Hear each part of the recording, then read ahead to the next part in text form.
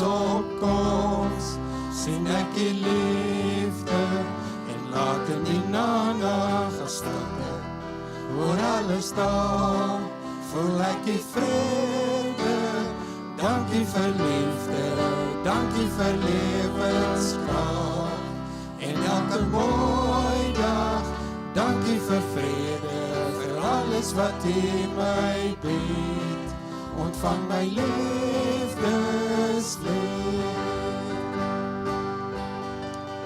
En as ek opstaan, tref die gedagte my, dis net genade, en alles wat ek maar as vanselfsprekend aanvaar, is blote gawe, dankie vir liefde, dankie vir lewenskrag, en elke mooi dag, dankie vir vrede, vir alles wat U my bied, ontvang my liefdeslied.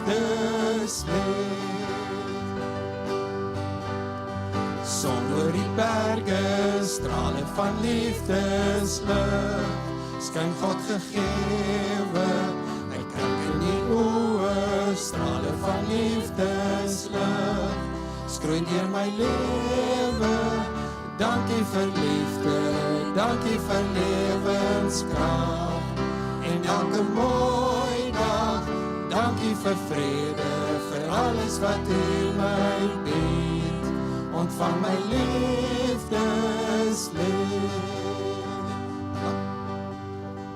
Dankie vir liefde, dankie vir lewenskrag, en elke mooi dag, dankie vir vrede, vir alles wat U my bied, ontvang my liefdeslied.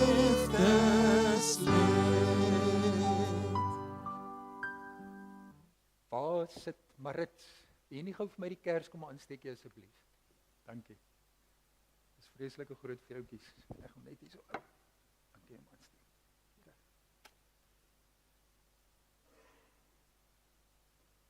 Eerste strike lucky. As hy. Dankie. Die kers herinner ons daaraan dat ons in Jesus se lig lewe. En daarom steek ons die kers aan.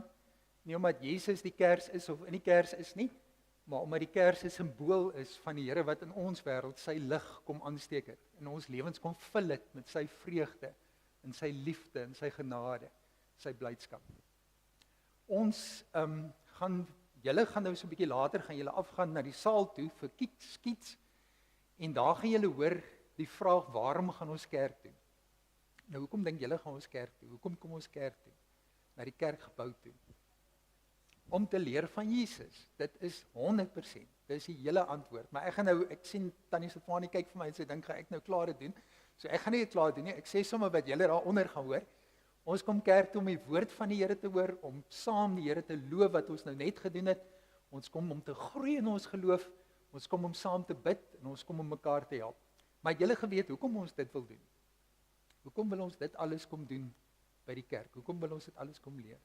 Dis eintlik 'n retoriese vraag, sê die groot mense. Jy hoef dit nie te antwoord nie, hoor. Wil jy dit antwoord? Sê maar. Want ons wil vir Jesus prys. En dis waar die hele lewe gaan, om die Here se naam groot te maak. Dit sê Genesis vir ons. Ons is geskep om die Here te prys. Dis heeltemal reg.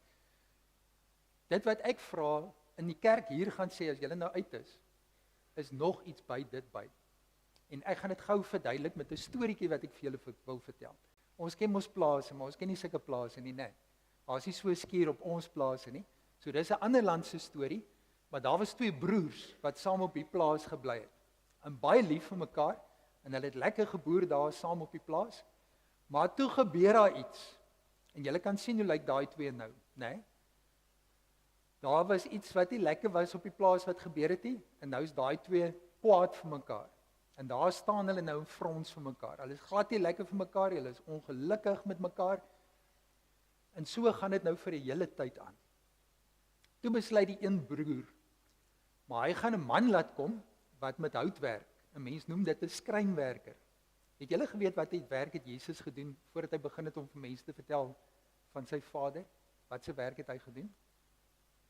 Hy was 'n skrynwerker. Hy het met hout gewerk. Sy pappa was ook een gewees. Die broer laat kom die man wat met die hout werk, en hy sê vir hom, hier in sy hart is 'n muur. En hy voel wat hier binne sy hart is, moet nou maar hier op die plaas ook wees. So hy sê vir die man, sien jy daai heining wat daar agter is? Hier loop 'n stroom deur die plaas, ek wil hê jy moet vir my so 'n heining bou. Want dis nou hoe dit nou is. Ek en my broer bly nou oor weerskante van die stroom, hier's 'n muur in my hart teenoor my broer, so ons maak nou 'n heining hier so langs die stroom. En die skrynwerker luister hom so, en hy gehaal sy hout en hy begin bou. Maar weet julle wat bou hy toe? Wie kan raai wat bou hy toe? Piketberg het die slimste kinders. Johannes, hy bou brug. Hy bou brug oor die stroom. Dis glad nie wat die broer gevra het nie. Hy het gevra vir 'n heining, 'n muur, om te sê, dis soos dit nou hier op hierdie plaas is. En wat dink julle gebeur met die broer wat aan die oorkant van die stroompie bly, toe hy die brug sien? Wat dink julle gebeur met hom? Hy het ook 'n muur in sy binneste, hy is so kwaad vir sy broer. Maar wat dink julle gebeur toe hy die brug sien? Wat maak 'n brug met mens? Wat doen julle as julle 'n brug sien? Is julle bang vir 'n brug, vir die water? Wat doen julle as julle 'n brug sien? As ons hier Kaap toe wil gaan, wat doen ons as daar by die brug kom? Jy sal op die brug klim, ek sal ook, ek's mal oor 'n brug. Ek wil daar boop staan, ek wil kyk hoe laag is die water, hoe hoog is die water, wat daar aangaan. En dis wat die broer doen. Toe hy die brug sien, toe dink hy, sy broer het hom vergewe. Hy het 'n man laat kom om 'n brug oor die stroom te bou, dat hulle by mekaar kan uitkom. Sy broer het hom nog glad nie vergewe nie, maar dis wat die broer dink aan daai kant. En wat doen hy toe? Hy hardloop oor die brug en hy gaan gee sy broer 'n drukkie. En sê vir hom, ek so bly, daar is nie meer muur in my hart nie. En die ander broer staan daar en hy dink, wel, dan sal seker nou nie meer 'n muur in my hart nie. En daar die brug, die twee broers by mekaar gebring. Dis dan wonderlik, né? So wat julle kan weet, as julle luister oor hoekom kom ons kerk toe, dan kom ons kerk toe om al daai dinge te hoor wat julle nou vanoggend gaan hoor. Julle gaan ook iets lekker doen daar onder by die saal vanoggend. Maar een van die dinge wat ons leer by die kerk, is dat ons in Jesus is, en hy's in ons. En dat Jesus in almal van ons is, en daarom kan ons nie mure bou met mekaar nie. Daarom wil ons net brûe bou. En dan weet mense dat Jesus in ons is. As ons mure bou, dan dink hulle, waar is Jesus dan, want hy bou brûe? So ons moet toelaat dat die Here in ons lewens mure afbreek en brûe bou na mekaar toe. Dis nie maklik nie. Maar met die Here kan ons dit doen. Terwyl julle nou opstaan en afgaan saal toe, gaan ek gou 'n video speel vir die groot mense, maar julle kan maar oor julle skouers loer en kyk, wat doen daai kinders? Hulle bou 'n brug.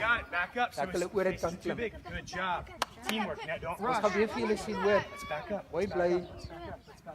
Baie dankie vir die vroue wat so mooi help vir hulle. Ons waardeer dit baie. Good job. Make sure we go straight. People, when you come around the front, make sure we go straight. I got you. Come on, top. Get your leg up front. Tight. We got it. Good. You got it, Julian. Good. Good, Julian. Good job, team. Julian, Dis show om me swaar vir mense knie as jy op daai palle moet druk. Straighten up, straighten up. Jy kan sien hy kom maar stadig oor die brug. Back up, back up. Cash, come here and trade. Come up to your cash. You turn. Maar dit wys mense net hoe mense brug kan bou vir mekaar. Ons fotum vanoggend is Psalm 27. En ek wil vra dat julle vir my sal help met die fotum. Ek sal die V lees, die voorganger, en dan lees julle asseblief my daarby gemeente. Die Here is my lig en my redding. Die Here is die toevlug van my lewe. Die volk wat in duisternis ronddwaal, het 'n groot lig gesien.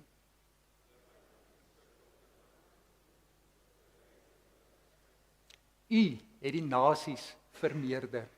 U het hulle vreugde groot gemaak. Broers en susters, genade, barmhartigheid en vrede vir jou. Van God, ons Vader, en van Jesus Christus, ons Verlosser, en van die Heilige Gees, die een wat ons troos en wat ons lei in die Here se waarheid. Baie welkom.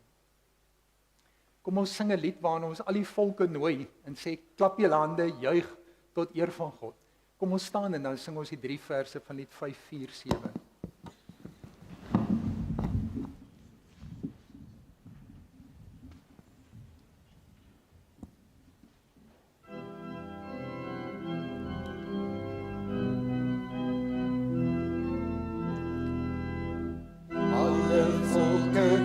julle hande, juig tot eer van God. Verhef julle stem en roem sy naam in elke stad op aarde. Sing en sing dan saam, lof en prys sy grote naam, want hy is ewig koning in die hemel en op aarde. Sing en sing dan saam, lof en prys sy grote naam, want die hemel koning skenk ons sy genade.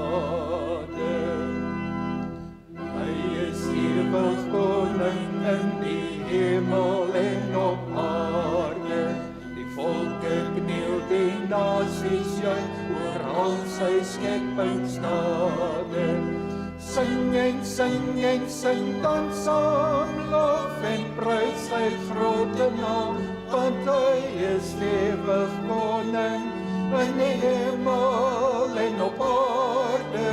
Sing en sing dan saam, lof en prys sy grote naam, want die hemel koning skenk ons sy genade.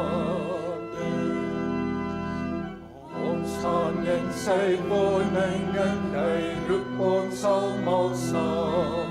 Die skare juig en die horings blaas, ons almal roem sy naam.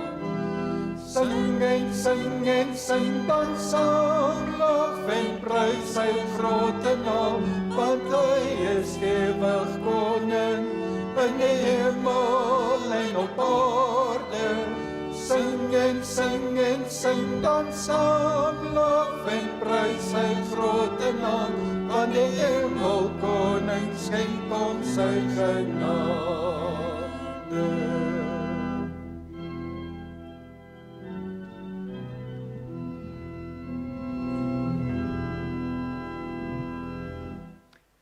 Baie dankie julle twee. Ons gaan saam lees uit 1 Korintiërs, hoofstuk 1. 1 Korintiërs 1. Reg oor die wêreld is Korintiërs die teks wat in hierdie 4 Sondae van die begin van die skool af, verlede Sondag, vir die 4 Sondae uitgepreek word, waaroor ons dink. En dit is wonderlik hoe die Here, ek en Drian het al baie keer vir mekaar gesê het, ons vat die teks van die Sondag, en dan dink 'n mens maar, waar gaan die teks nou met ons praat, en dan besef 'n mens net hoe wonderlik dit is, dat die Here deur sy gees, net elke keer vir ons help, met die teks wat oor die wêreld heen gebruik word, ook in baie kerke. Voordat ons gaan saam luister na 1 Korintiërs, kom ons raak saam stil, kom ons buig die hoofde saam in gebed. Hemelse Vader, hoe goed is dit vir ons, om as 'n gemeenskap van gelowiges so by mekaar te wees op hierdie Sondagoggend. Here, ons het al so baie dinge ervaar in hierdie afgelope maand. En 'n mens kan nie dink, veral die wat op skool is en 'n matriek is, wat hulle alles al gedoen het en beleef het nie. Dat 'n mens amper net sug as dit Vrydag is om te dink, darm 'n breek voordat alles weer Maandag begin. Here, ons dink aan ons uitvoerdrywe-boere wat eintlik maar nog net 'n lang uitgerekte 2025 ervaar.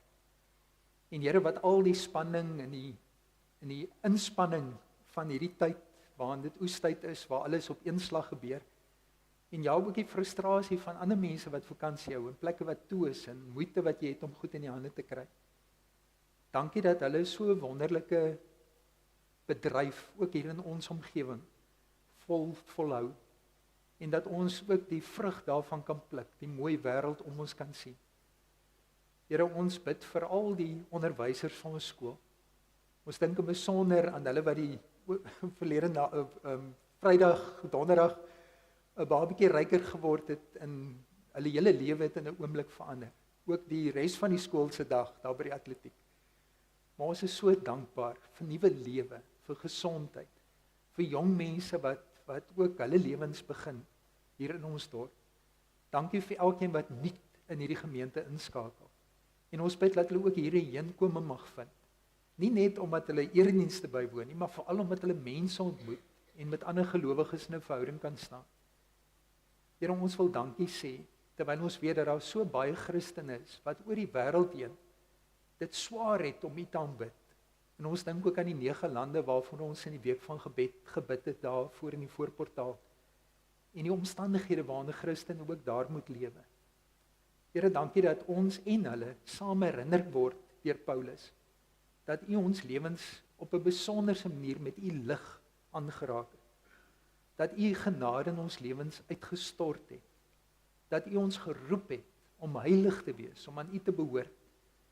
En Here, dat ons deur alles wat Paulus sê, kan sien hoe sentraal U seun Jesus Christus in hierdie verhouding waarin ons staan. Hoe hy dit alles bewerk het, deur sy lewe wat hy geleef het hier op aarde, sy koms na ons, sy lyding, sy dood aan die kruis, sy opstanding, sy hemelvaart. En Here, ons leef voortdurend in die verwagting dat hy weer gaan kom. En dankie dat ons ook kan weet dat U ons sal bewaar, dat U so getrou is, dat U ons vashou tot op daai dag, wanneer of ons heen gaan of die Here weer kom. Here, daarom bid ons dat terwyl ons hierdie kort lewe saam leef, dat ons, wanneer daar verskille is, wanneer daar konflik is, misverstande is, wanneer ons mekaar verkeerd opvryf, dat ons ook in daardie oomblikke sal onthou wie ons is. Dat ons sal onthou wie sin ons is. Dat ons ook sal onthou van die skrynwerker, wat in hierdie wêreld ingekom het, nie om mure te bou tussen mense nie, maar om juist die mure af te breek, die mure van skeiding. En dat terwyl ons heeltyd besig is om te dink oor wie is in my kamp, wie soos ek, wie lyk soos ek, wie praat soos ek, wie dink soos ek, wie verstaan goed soos ek, en baie keer teleurgesteld is, omdat ons besef, nou het ek iemand gekry wat soos ek dink oor hierdie ding, maar hy toe ons oor die volgende ding praat, hoe verskil ons alweer. Here, ons verskil, ons verstaan mekaar verkeerd, ons vryf mekaar verkeerd op. Dankie, dankie, dankie, dat ons vanoggend hier kan wees en kan weet, U praat met ons deur die woord, en dat U ons wil help, dat daar krag is by U, waaruit ons kan put, dat U self die kragbron in ons lewe is, die fontein van lewende water. Vloei deur ons, Here. Ons wag op U. Ons is ontvanklik. Amen. Ons lees saam met 1 Korintiërs uit. Ek wil net vir ons terugvat na verlede week toe, waar ons begin het met hierdie brief. Paulus wat skryf uit Efese uit, min of meer 55 na Christus. En hy skryf aan 'n gemeente wat ons in Handelinge 18 lees, wat hy self gestig het in Korinte, 'n groot hawestad, kosmopolitaans, baie nie Jode wat tot geloof gekom het in Christus, ook Jode. Maar hy was 'n jaar en 'n half was hy by hulle. Dis regtig lank vir Paulus se bediening. En hy het die geloof goed onder hulle gevestig, die Christelike geloof. Nou het hy briewe van hulle gekry, hy hoor van hulle goed waaroor hulle vra het, wat soos enige gemeente wat gestig is. Maar hy het ook rapport gekry van mense wat vir hom vertel het oor hoe dit gaan in Korinte. En hulle het gesê, jong, dit gaan nie so goed nie. Die mense is maar in kampe daar in die gemeente. En daarom begin hy die brief om dankie te sê, om hulle te herinner aan wie hulle is, en dit het ons verlede week gehoor. Hulle is in Christus, en let op die Christus, wat 'n kardinale, primêre, sentrale rol Christus speel in hulle verhouding met God. Hy sê aan die gemeente van God in Korinte, wat in Christus Jesus geheilig is deur God, julle is geroepe heiliges, die Here is my Here, en hy is julle Here. Hy sê, ek dank my God vir die genade van God, wat aan julle gegee is in Christus Jesus. Deur Christus Jesus is julle in alle opsigte verryk, in elke woord en in alle kennis. Net so is die getuienis oor Christus stewig onder julle gevestig. Paulus het 'n jaar en 'n half die Here verkondig aan hulle. Daarna het daar mense gekom wat dit verkondig het. Hulle weet waaroor die evangelie gaan. Sodat julle terwyl julle wag op die openbarmaking van ons Here Jesus Christus, nie in enige genadegawe tekortskiet nie. Hulle is regtig begenadigde mense. Hulle die kennis, hulle die gawes. Hulle is 'n gemeente wat regtig kan groei en kan lewe gee. Hy sê die Here Jesus sal julle ook tot aan die einde standvastig maak. God is getrou, deur wie julle geroep is tot verbondenheid met sy seun Jesus Christus ons Here. Hy sê die klomp mooi goed oor hulle, oor wie hulle is. En ek sou aan die begin kon sê die gemeente van Piketberg, julle is net so. Julle is net so. En die Here is ook getrou in julle lewens, en hy sal ook vir julle help wat geroep is tot verbintenis met sy seun Jesus Christus. Maar dan die ding wat mense by hom vertel het van die kampe wat daar is in Korinte. Hy besef voordat hy oor enige van die ander goed kan praat, waaroor hulle vra het, moet hy eers dit aanspreek. Want dit is 'n primêre probleem wat daar is, as dit daar is tussen hulle. En hy het gehoor dit is. Hy sê, ek pleit by julle broers, en in die Nuwe Testament is dit hoe hulle geskryf het, hulle die mans aangespreek, en hulle het altyd voorstel dat die vrouens ingesluit is by daai woorde. Dit is 'n bietjie chauvinisties en patriargaal, maar dis soos dit is. Dit was daai tyd so, ons lewe in 'n ander tyd. So ons lees dit in. Ek pleit by julle broers en susters, in die naam van ons Here Jesus Christus, hy's ernstig, dat julle almal dat julle almal eensstemmig sal wees, en dat daar nie verdeeldheid onder julle sal wees nie. Dat julle almal eensstemmig sal wees, en dat daar nie verdeeldheid onder julle sal wees nie. Maar, dat julle volkome eensgesind mag wees, een in julle gesindheid, met dieselfde denkwyse, met dieselfde oortuiging, wat binne julle is. Hy dink is moontlik. My broers en susters, ek is deur Klose mense ingelig. Dis 'n vrou wat deel van die Korinthe gemeente was, op een of ander manier invloedryk, sterk vrou, en haar mense het by Paulus uitgekom en hom vertel. Ek is deur Klose mense ingelig dat daar twiste onder julle is. Wat ek bedoel is dat elkeen van julle sê, ek is van Paulus, of ek is van Apollos, of ek is van Cephas, of baie vroom, ek is van Christus. So daar was mense gewees wat rondom die bedienaars van die evangelie, hulle self gegroepeer het. Nou vra Paulus vir hulle 3 vrae. Hy sê, is Christus verdeel? Dink gou 'n bietjie. En in die Grieks waarna hy dit skryf, is daar geen twyfel oor die antwoord nie. Die antwoord is nee, Christus is nie verdeel nie. Is Paulus tog nie vir julle gekruisig nie? Of is julle dan nie in die naam van Paulus gedoop? Is Christus verdeel? Is Paulus vir julle gekruisig? Is julle in Paulus se naam gedoop? Vra hy vir hulle. Ek dank God dat ek afgesien van Crispus en Gaius nie een van julle gedoop het nie, sodat niemand kan sê dat julle in my naam gedoop is nie. Dis Paulus wat praat. Ek het wel die huisgesin van Stefanas gedoop, maar verder weet ek nie van iemand anders wat ek gedoop het nie. Christus het my immers nie gestuur om te doop nie, maar om die evangelie te verkondig. Nie met wysheid van woorde nie, sodat die kruis van Christus nie van sy krag ontneem word nie. Die boodskap van die kruis is immers dwaasheid vir diegene wat verlore gaan, maar vir ons wat verlos word, is dit die krag van God.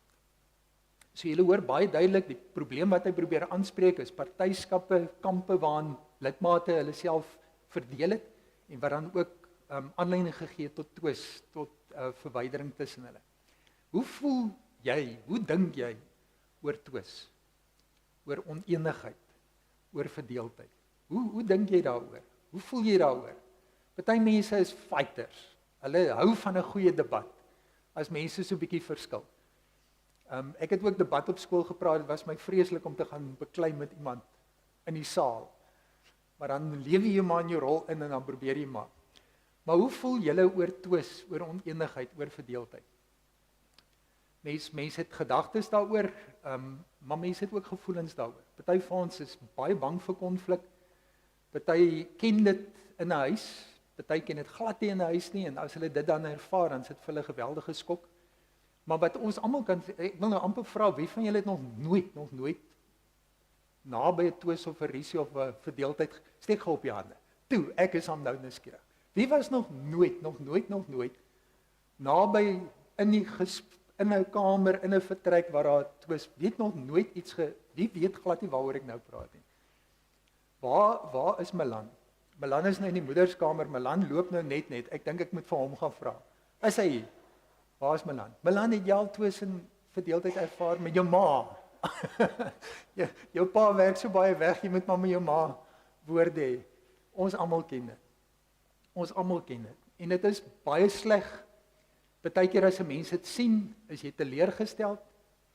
Partykeer voel 'n mens jy veroordeel dit. Jy voel dit sê gepas nie. Dit hoort nie so nie. Pa en ma moenie beklei voor die kinders nie. Dit is nie reg nie. Kinders verdien dit nie. Maar as jy self betrokke is by die twis, dan is dit dan 'n ander storie. Dan gaan dit nie oor wat dink jy daaroor nie, dan gaan dit oor wat voel ek. En partykeer voel 'n mens ongelukkig. Jy is kwaad, jy's opstandig. As dit baie erg is, dan raak jy later verbitterd. Mens voel dalk spyt as jy self die oorsaak is. Ek het dit al baie ervaar, dat ek bitter spyt is oor wat ek gesê het en wat ek gedoen het. Mens voel jammer daaroor. Jy wens jy kan die tyd terugdraai.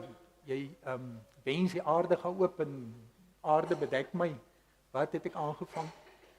Partykeer het jy dit ook onnadenkend gedoen. Partykeer is dit in die werk wat jy het oorkom. Jy het iets maar net gedoen wat jy moes doen en nou is jy in die moeilikheid. Jy's jammer, jy voel magteloos, jy voel oorweldig. Daar is so baie emosies wat 'n mens ervaar as daar konflik is. En dit ken ons ook. In The Message skryf Eugene Peterson en dan sê Paulus se woorde in die volgende Engels. Hy sê, I have a serious concern to bring up with you, my friends, using the authority of Jesus our Master. I'll put it as urgently as I can. Dit is ernstig, sê Eugene Peterson in hierdie woorde. You must get along with each other. You must learn to be considerate of one another, cultivating a life in common. En daarom begin Paulus met dit in die brief. Hy weet hy kan oor al die ander goed wat hulle oor vra het praat.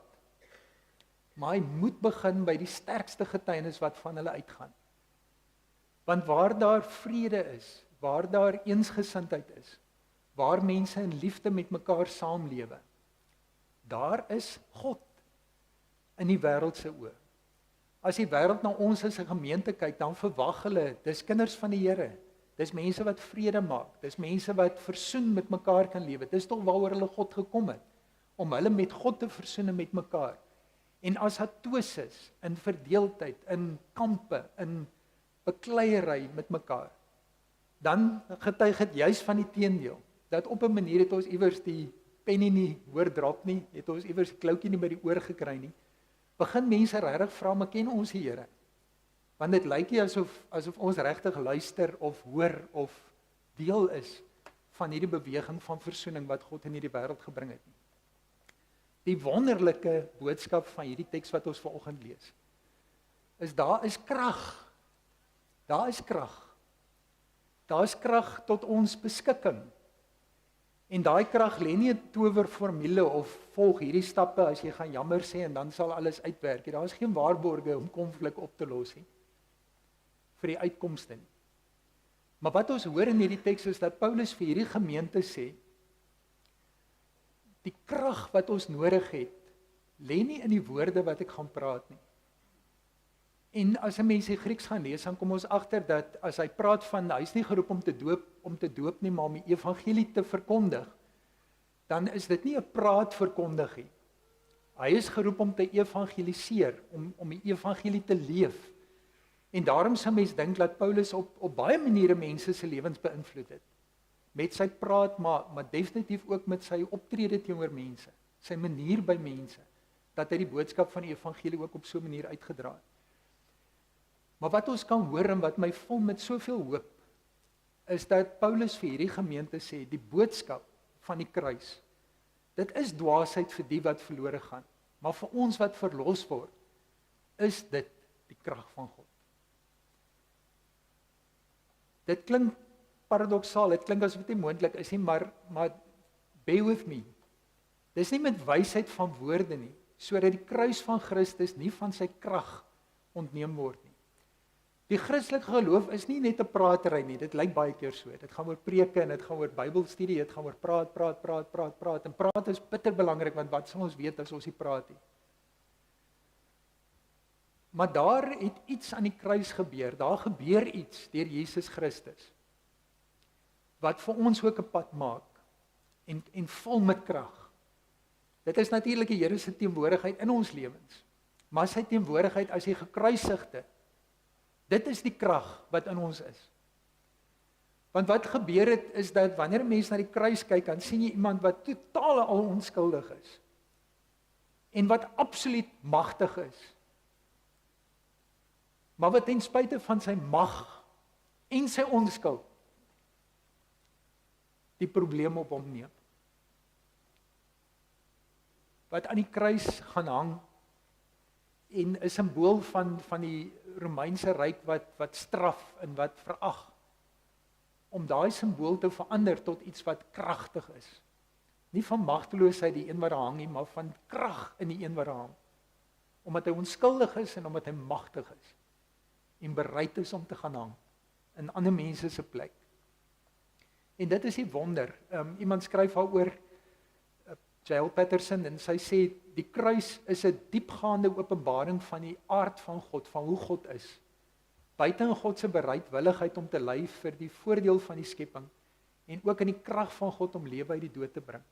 Wanneer ons na die kruis kyk, dan sien ons dit is God. Dis die krag van God om in moeilikheid in te gaan en dit te dra.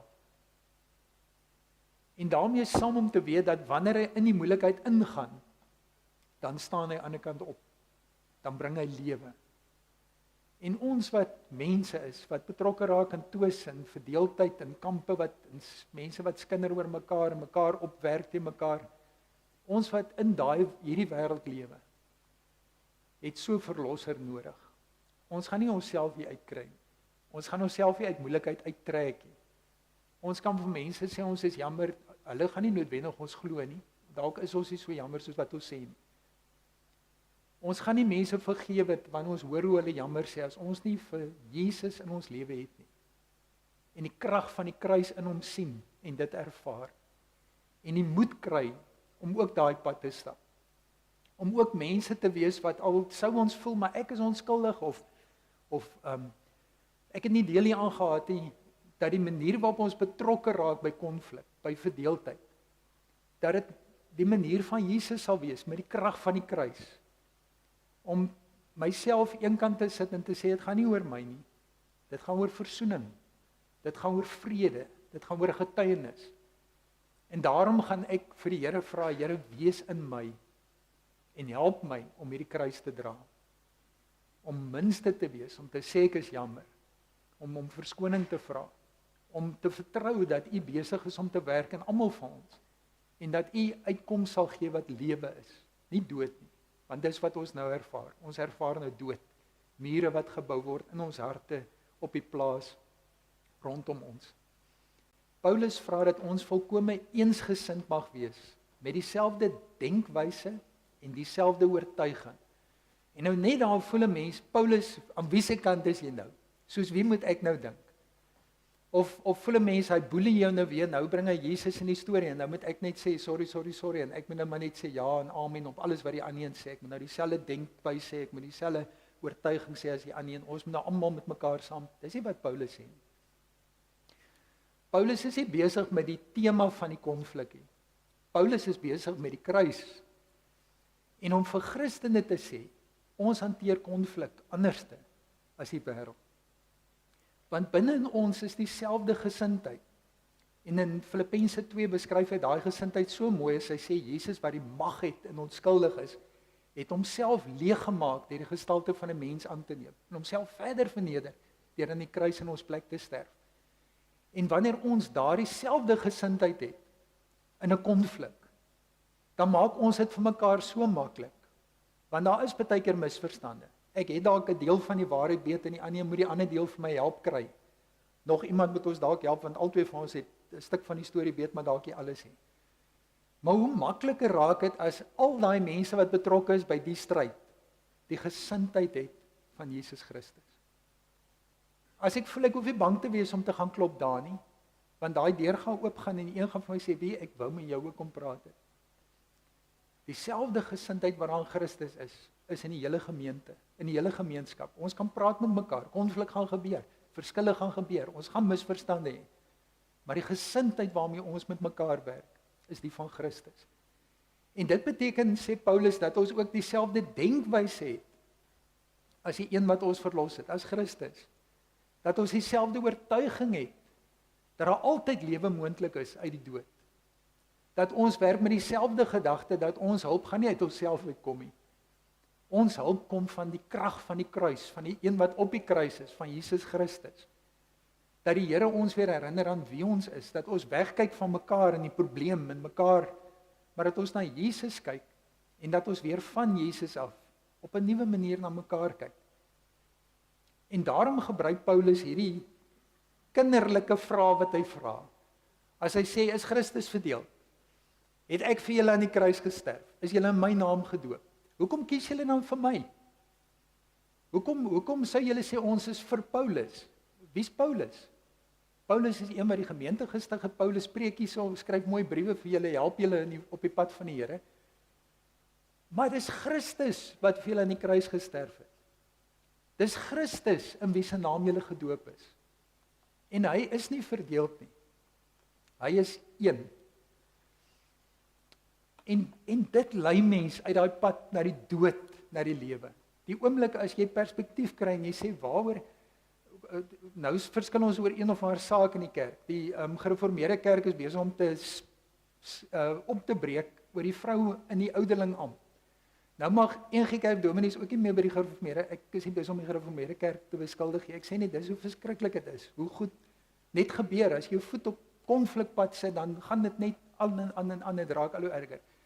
So die gemeentes en die gereformeerde kerk het nou 'n jaar om vir hulle ouderlinge wat vroue is te sê jy kan nou nie meer 'n ouderling wees nie. Jy kan ook eintlik 'n diaken wees nie, maar jy kan diens doen in die gemeente, maar nie in daai ampte nie. Ampte is net vir die mans moet praat en die vrou. Julle hoor wat 'n konflik dit in gemeentes veroorsaak. Nou plaas van om te sê maar die vrou in die ampt het vir my aan die kruis gesterf. Die vrou in die ampt. Ek is in daai temas is ek gedoop. Christus is verdeel. So ons kan kamp hê en as jy dit doen dan doen jy, maar môre gaan ons nou weer verskil oor selfe geslagverhoudings en dan gaan daai kerk weer moet skeer. En dan gaan hy weer moet skeer en hy gaan weer moet skeer en weer moet skeer. Ons moet tot ons sinne geroep word en vir onsself sê waarmee is ons besig? Christus is nie verdeel nie. Christus het vir jou aan die kruis gesterf. Jy's vir hom. Hy's vir jou. Ons is vir hom. Ons is in die naam van Christus gedoop. Elkeen van ons. En Paulus bring doelbewus die doop by om ons te help om weer terug te kom by ons identiteit.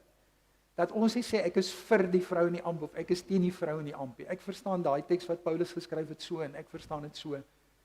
Ons gaan dit verskillend verstaan totdat die Here vir ons sê dit is nou en ons probeer hoor wat die Here sê. Ons moet dit heeltyd doen.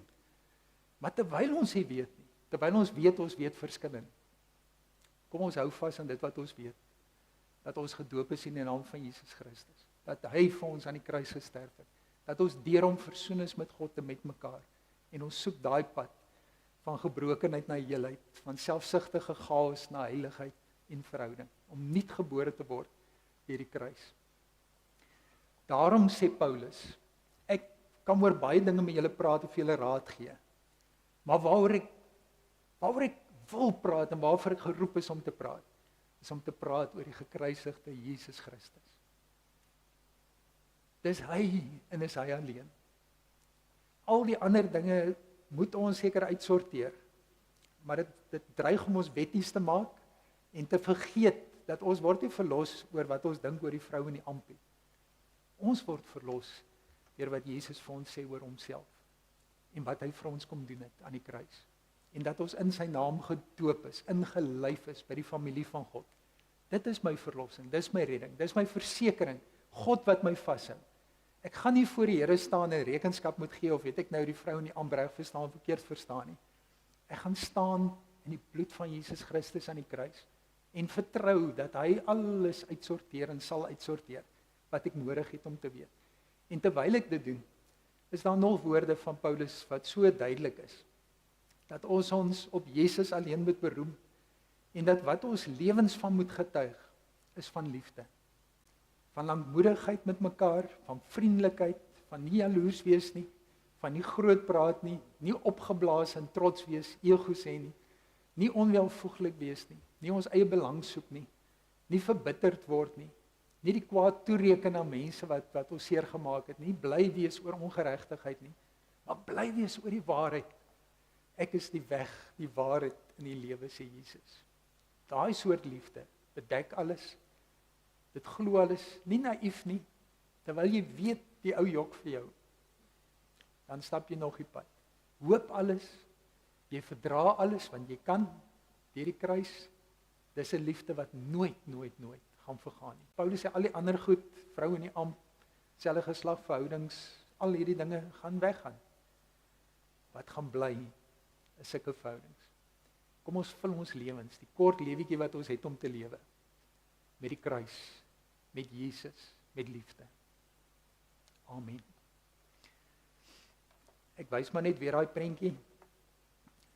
Ek is bly oor brûe en dat Jesus 'n skrynwerker is. Mag hy oral in jou lewe brûe bou. Kom ons staan en dan doen ons saam belydenis vir ons geloof in die Here. Ek glo in God die Vader, die Almagtige, die Skepper van die hemel en die aarde, en in Jesus Christus, sy eniggebore Seun, ons Here, wat ontvang is van die Heilige Gees, gebore is uit die maagd Maria, wat gelei het onder Pontius Pilatus, gekruisig is, gesterf het en begrawe is, en ter hulle neergedaal het, wat op die 3de dag weer opgestaan het uit die dode, wat opgevaar het na die hemel, en sit aan die regterhand van God, die Almagtige Vader, vanwaar hy sal kom om te oordeel, die wat nog lewe, en die wat reeds gesterf het. Ek glo in die Heilige Gees. Ek glo aan 'n heilige, algemene Christelike kerk, die gemeenskap van die heiliges, die vergifnis van sondes, die opstanding van die vlees en in ewige lewe. Amen. Ons gaan na huis toe met hierdie lied waarin ons 'n gebed bid en vir die Here sê, o Vader, neem ons hande en maak ons een. Ons gebruik is om by die seëngroet mekaar te raak en vir mekaar die seën van die Here toe te bid.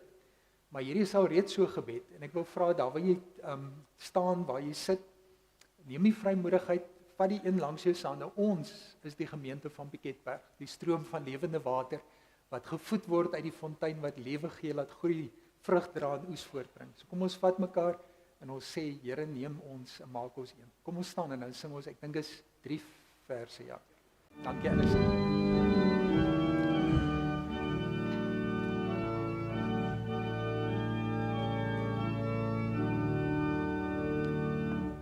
O Vader, neem ons hande en maak ons een.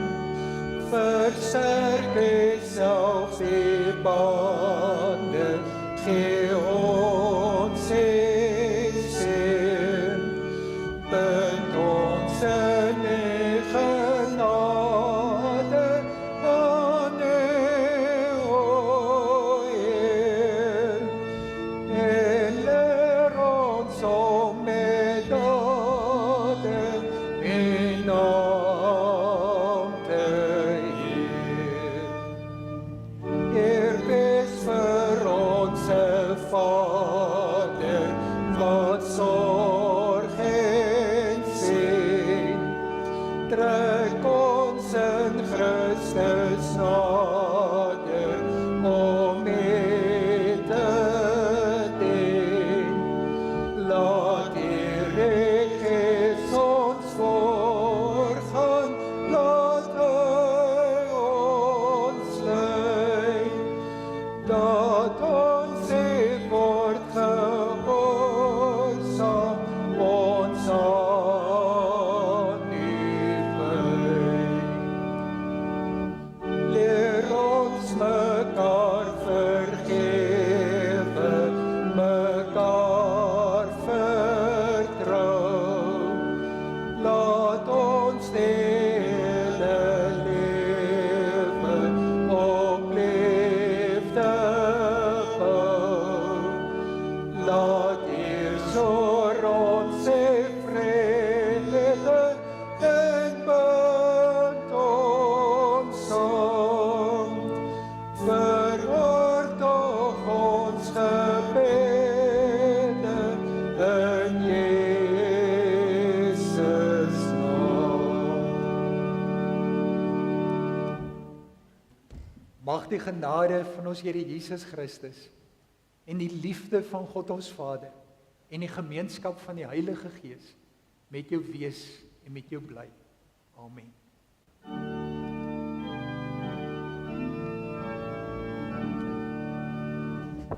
Die Here seën en beskerm